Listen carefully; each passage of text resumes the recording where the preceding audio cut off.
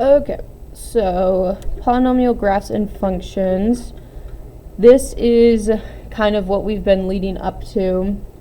Again, this whole 3.2 and 3.3 talking about synthetic division and finding zeros. So you should have a notes page that is going to follow along with this. And we are going to start with this first cubic. Noticing it just gives us a cubic and it tells us to graph it. So this is where we're going to rely back on what we talked about in the first part of 3.3, where we have nothing to go off of. So I need to narrow down my list. And I'm going to narrow down my list by doing my P over Q. So P over Q, -6 is my constant. That means I have 1 and 6, 2 and 3 that multiply to get me to that. Q, factors of my leading term, I just have 1 and 2. So my list consists of 1 divided by 1, 1 divided by 2,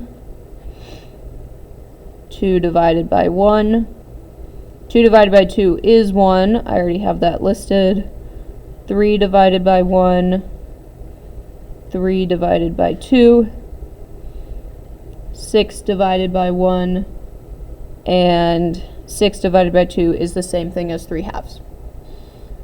So that gives me my list. Okay. With that list, I need to find my zeros. Because if I find my zeros, then I'm going to have x-intercepts that I can plot. So I'm going to start testing. I'm going to start by testing 1. If I test 1, I have coefficients 2, 5, -1, -6. Okay. Synthetic division. Let's see if that works. 7, 6, 6. Oh, that gives me a 0. So that tells me, if I think about my zeros and my factors, that tells me x equals 1 is a 0, x minus 1 is a factor. Okay? So, actually going to keep that out. If I take out my factor, x minus 1, I started with a cubic. So that means I'm going to be left with, down here, a quadratic.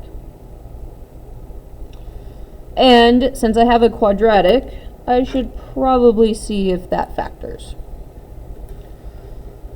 I have an a value on this quadratic, so you are going to want to do your a value factoring. 2 times 6 gives me 12, 1 times 12, 2 and 6, 3 and 4. I want to get to a 7, 3 and 4 is going to get me to a 7. Bring in my 2, divide by 2, 3/2 doesn't simplify, 4 divided by 2 is 2. So that tells me, move this up, I've got x minus 1, 2x plus 3, and x plus 2. So thinking about my zeros and my factors, 2x plus 3, x plus 2. A factor of 2x plus 3 tells me I have a 0 at -3/2. A factor of x plus 2 tells me I have a 0 at -2. So then the thing we have to remember is that zeros are the same thing as x-intercepts. So with this list of zeros, I also have my x-intercepts. 1 comma 0, negative 3 halves comma 0, negative 2 comma 0. Okay, I'm going to go ahead and plot those on my graph. 1 comma 0. The fractions you can kind of guesstimate. Negative 3 halves is the same thing as negative 1.5. And then I also have negative 2. So a little tiny opening in there. Okay. So that gives me kind of an idea of where my graph is. I now need to figure out what my graph is doing in between these points as well as on the outside of my points. So I'm going to go through and I'm going to find some x values to plug in. My first, or I shouldn't say my first, my farthest left x-intercept is at negative 2. So I'm going to plug in negative 3 to see, well, if I get a positive number, then I know my graph is coming down, it's decreasing. Or if I get a negative number, I know my graph is going to be increasing. But I don't know yet until I plug that in.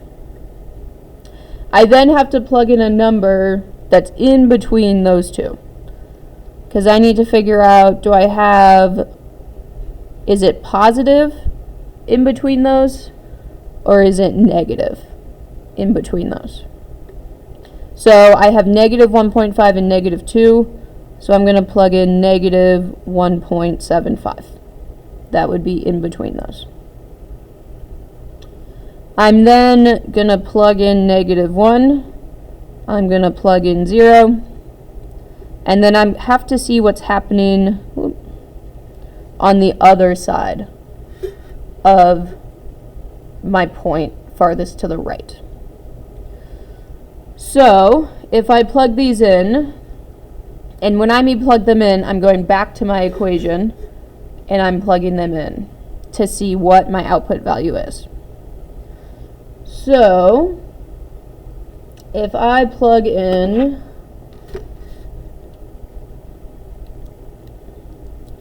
what am I plugging? I'm plugging in negative 3. So 2 times negative 3 to the third plus 5 times negative 3 squared.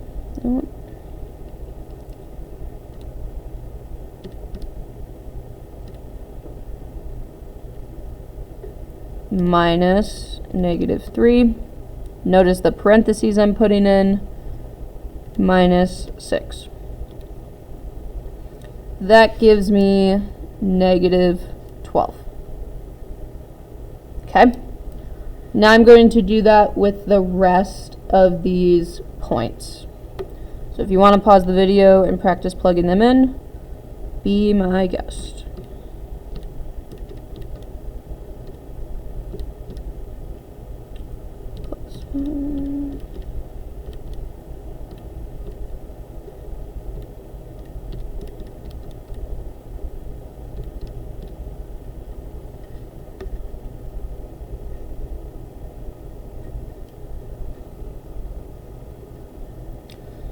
And then I'm going to kind of fast forward here a little bit. So I plug in 2.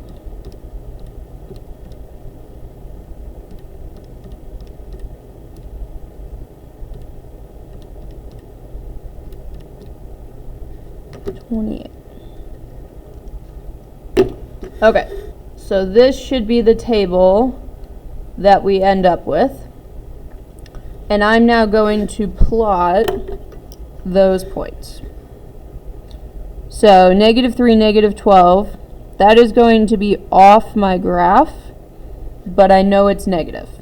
So I'm going to draw a little arrow down there for right now. Negative 1.75, positive 0.3. So it's right above the x-axis. Negative 1, negative 2, 0, negative 6, 2, 28. Again, off the x-axis, but it's positive, so I'm going to draw an arrow. That shows me the outline of my graph and gives me my graph. Okay. We then have some other questions over here about my y-intercept. Well, my y-intercept, I plugged in 0 and I got negative 6. Do I have a bounce or a wiggle? No. It goes through the x-axis each time.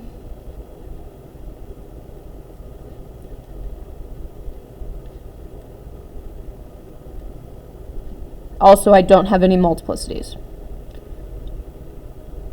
Relative max and min. That basically means in between your x-intercepts, what's the highest and what's the lowest. So my relative max is negative 1.75, comma, what was that, 0.34. My relative minimum, that's my y-intercept, 0, comma, negative 6. I'm not too focused on the relative max or min, but kind of keeping that in mind of that is why we find this table. So putting a little bit of order to this chaos that we have here. First thing we did our P's and Q's and we made our list. Second thing we did is we tested. Third thing we did was factored. Fourth thing we did was our x-intercept, and we graphed those. Fifth thing we did was our table, and that then basically got us our whole entire graph. Okay? So let's look at another one that we've got, where we have a cubic again, and we need to start. This is a good spot if you would like to pause and try it for yourself. This is a good spot to pause and then start it again once you're finished. But we don't have any information, so I'm going to do my P's and Q's. What multiplies to 15? 1, 3, 5, and 15.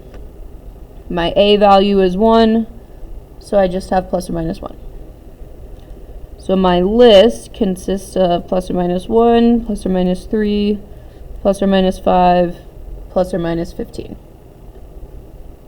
And from that list, I am going to test. Let's start at 1. 1, 3, negative 13, negative 15. Okay. Let's see. 4, 4. Negative 13 plus 4 is negative 9. And I know that's not going to work. So, I'm going to move on to the next one. I'm going to move on to negative 1. See if that gets me anywhere.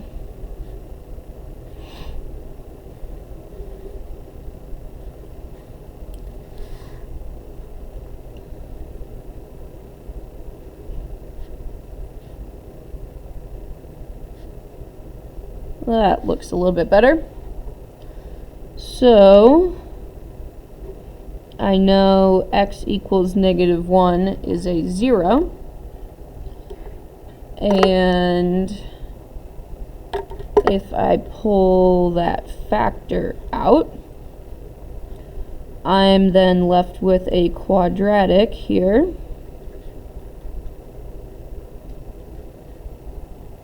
Where I don't have an a value. So I'm just trying to see what multiplies to negative 15 and adds to 2. Well, that would be 5 and 3 with a positive 5 and a negative 3. That tells me my zeros. I have negative 5 and positive 3. Okay.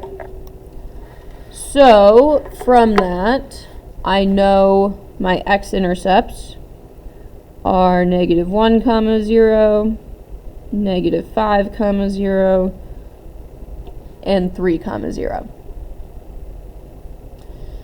I'm going to go ahead and plot those. Negative 1, negative 5, 3. Okay. I now have to figure out what's happening in between here. So I'm going to go one below. I'm going to plug in negative 6, see what that gets me. I'm going to plug in these numbers in between here. And the numbers in between these two. And then I'm going to plug in 1 above. So a little bit longer of a list, but it will give me the best possible graph. So plugging in negative 6.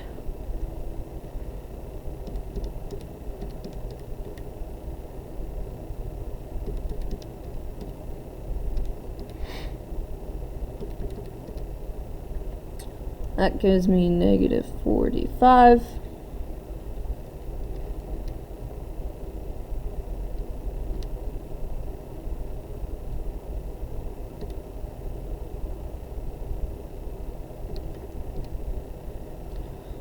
$21.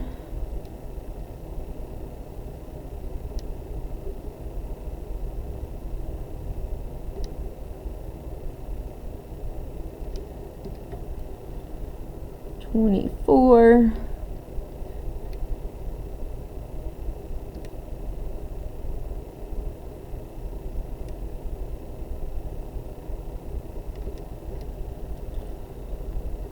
$15.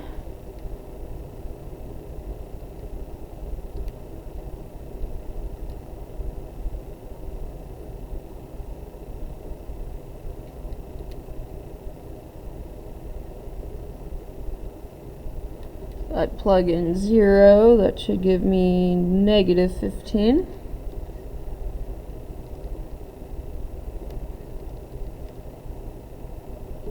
One gives me negative 24.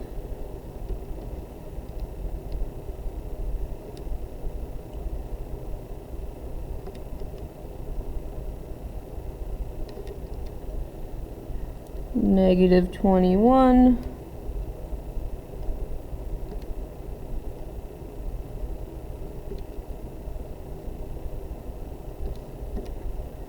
And 45. Okay. Well, let's put these on the graph. Negative 6, negative 45, that's just going to be a negative number. I'll put my arrow there to hold.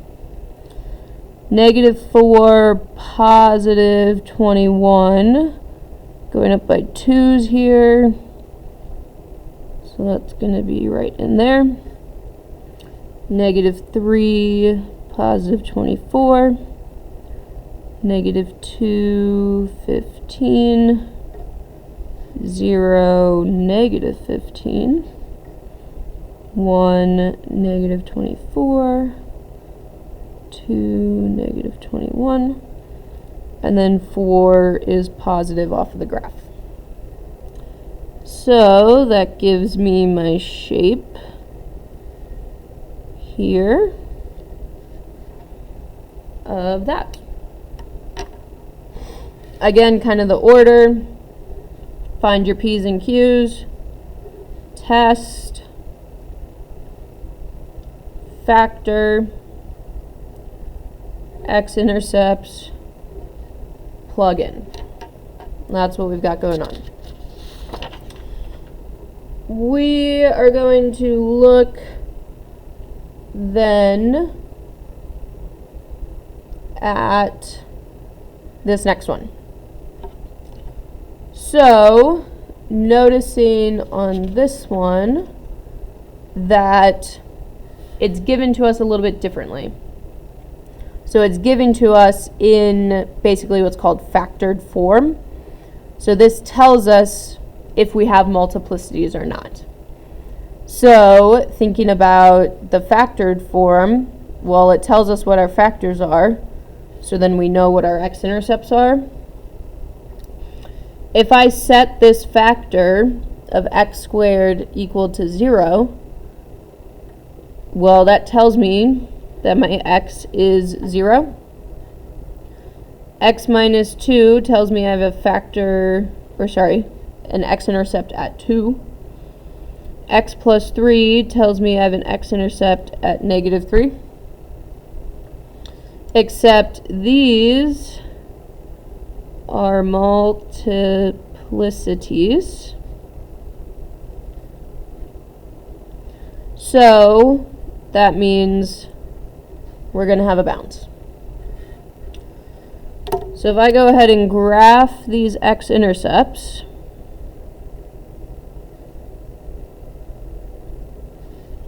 those are my x-intercepts, and I look at what I need to plug in. Well, I need to go one below, I need to go in between, and I need to go one above. Okay. So, negative 4 squared, that's going to be 16 times negative 6 times 1. That is negative 96. Negative 2 squared is 4 times negative 4 times 1. That is negative 16. Negative 1, I'm going to get 1 times negative 3 times 4.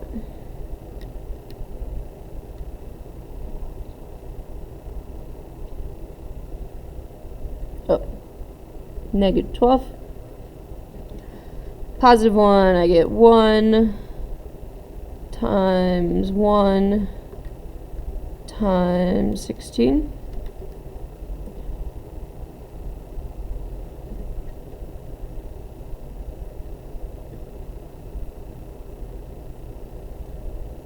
Negative 16. Because I have negative 1. 3 squared is 9 times 1. 3 plus 3 is 9. 81. Really big number. Positive number. Okay. So, negative 4, negative 96. Negative number down there. Negative 2, negative 16, negative 1, negative 12, 1, negative 16, and then 3 is a really big positive number. So, following this graph, also following the multiplicities that we have, the multiplicities means I have a bounce. So I had a bounce at negative 3, and I had a bounce at 0. And that follows with the equation that I am given. Okay, so go ahead then and look at this last two examples that we have. No, just last example. And you can check yourself with the notes that are posted online.